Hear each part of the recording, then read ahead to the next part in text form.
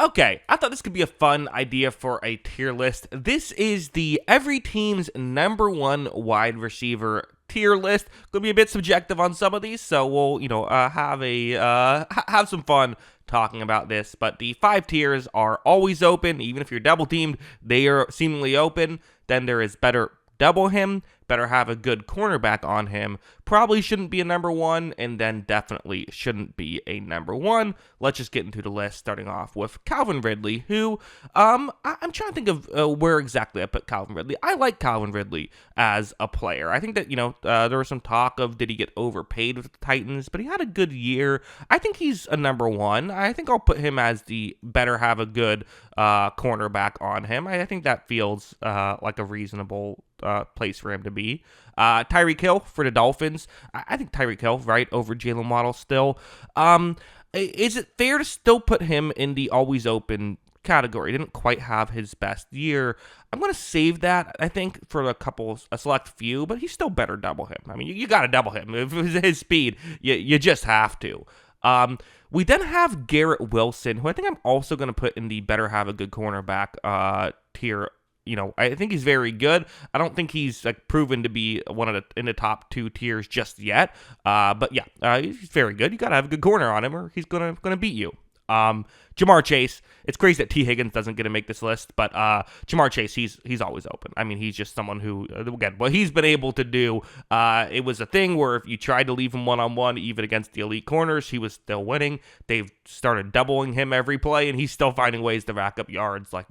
Definitely always open. Next, we have the Browns with Jerry Jeudy, who actually played pretty well last year, especially with Jameis Winston, chucking the ball left and right. Jerry Jeudy had a really good year. I don't really think he should be a number one. I think he is in one of these two. Is he in the probably shouldn't be a number one?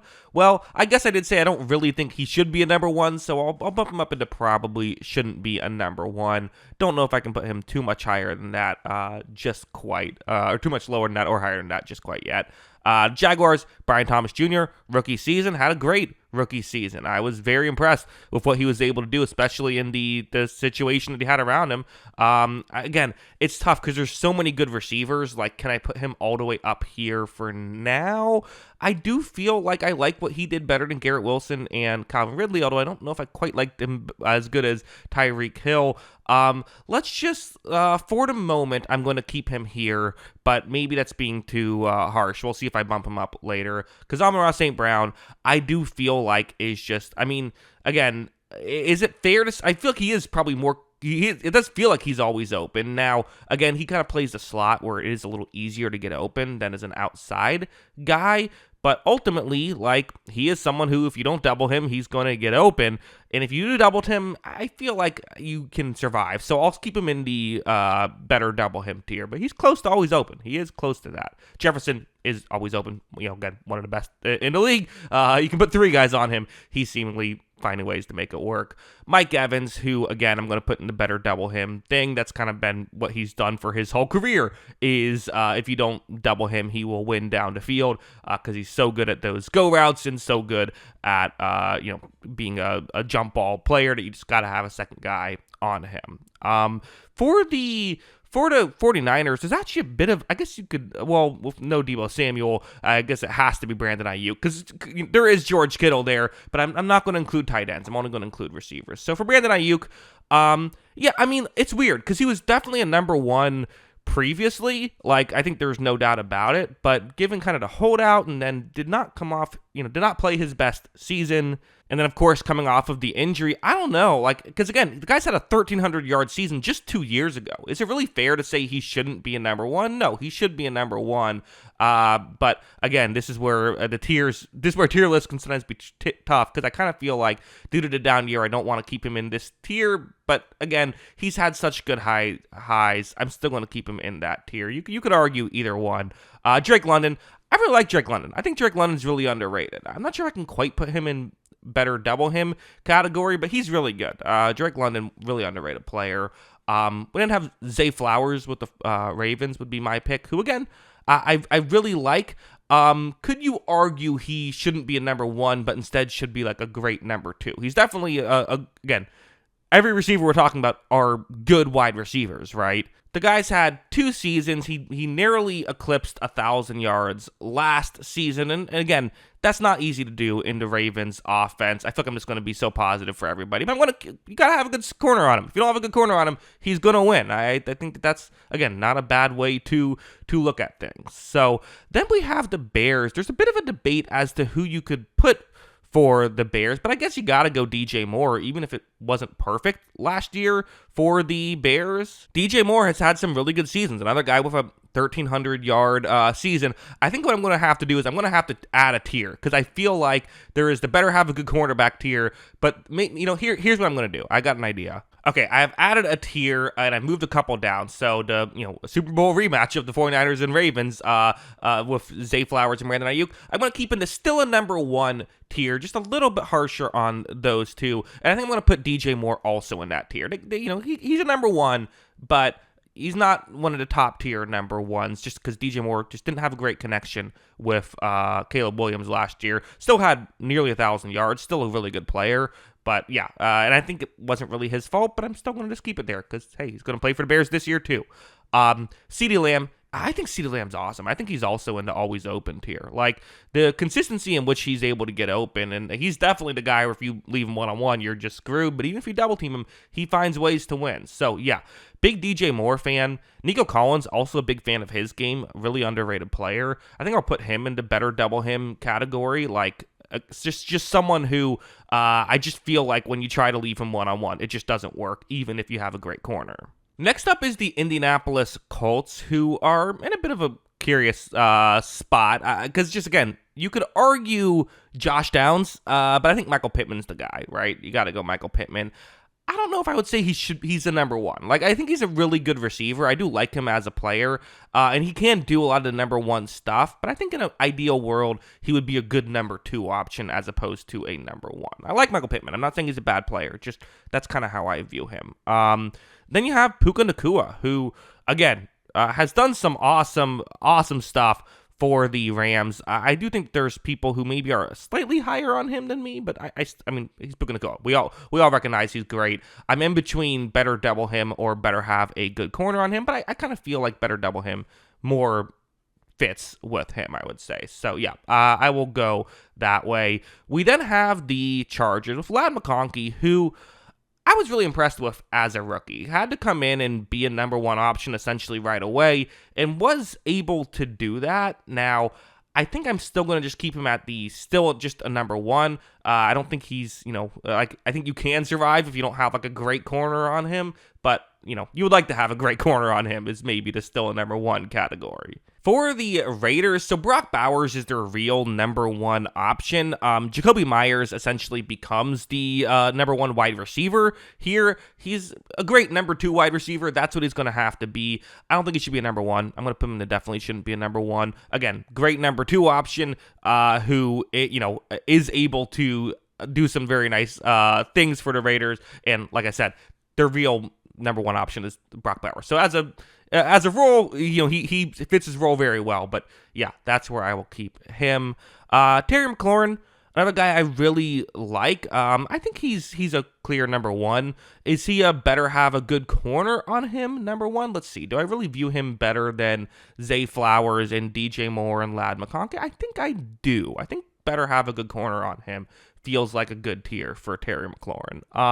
Then you have the Chiefs, who, another team you could debate who the number 1 is, because you have Rashee Rice coming off an injury and probably will get suspended this year. So I think I almost have to go Xavier Worthy as their number 1. But again, Xavier Worthy, really good player, was the number 1 in the playoffs and did a good job at it. But as of what we've seen right now, he shouldn't be a number 1, right? He can get there.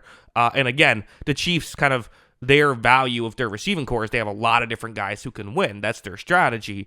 But I don't know if they have a number 1 right now. In fact, I don't think that they do. So yeah, that's where I would put him. For the Saints, I'm going to, it's Chris Olave, right? He's clearly their best player, although he can't stay healthy. And so maybe you could argue someone else, but you can't, right? Chris Olave is clearly the guy. And I'm just going to put, like, definitely shouldn't be number one. But it's not because I don't think Chris Olave is talented enough to be a number one.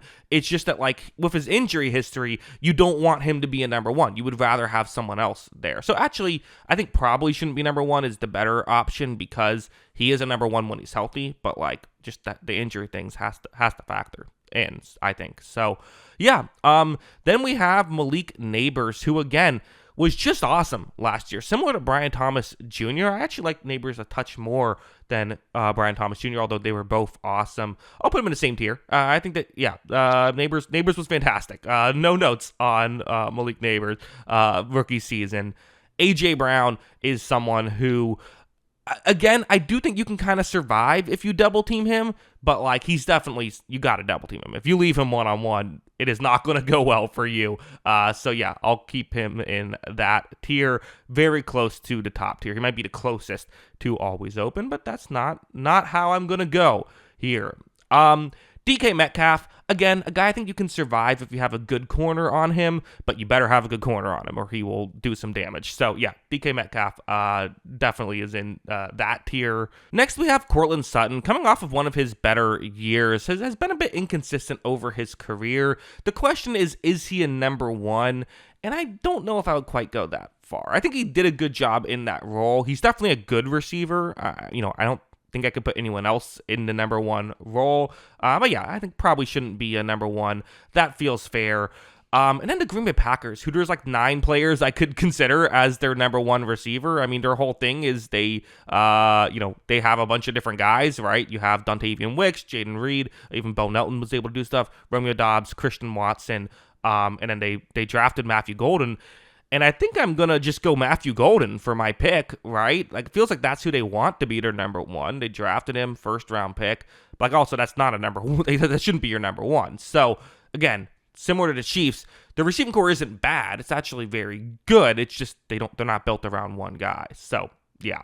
For the Panthers, with all due respect to Adam Thielen, who is still getting it done, I think Ted McMillan has to be the pick.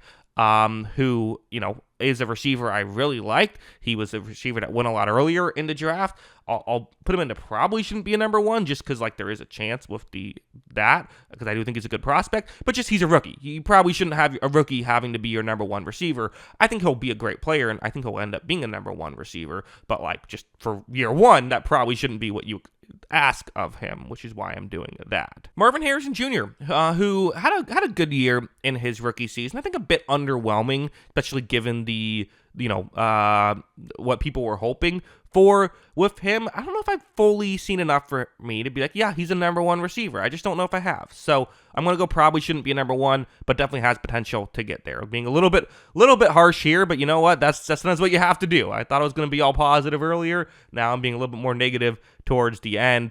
Who is the Bills' number one receiver, right? Is it Keon Coleman? Is it Khalil Shakir? I guess Khalil Shakir is the guy. That probably shouldn't be a number one. Again, similar to the Packers and the Chiefs and even the Raiders, where like the context of it, like these are not the 4 worst receiving cores that are at the bottom. Just when you look at the top receivers, maybe not the ideal situation. So yeah, you have that. And then you have the Seattle Seahawks, another team where you have to think for a second, who is the number one receiver? Because you have Jackson Smith-Njigba. They did add Cooper Kupp.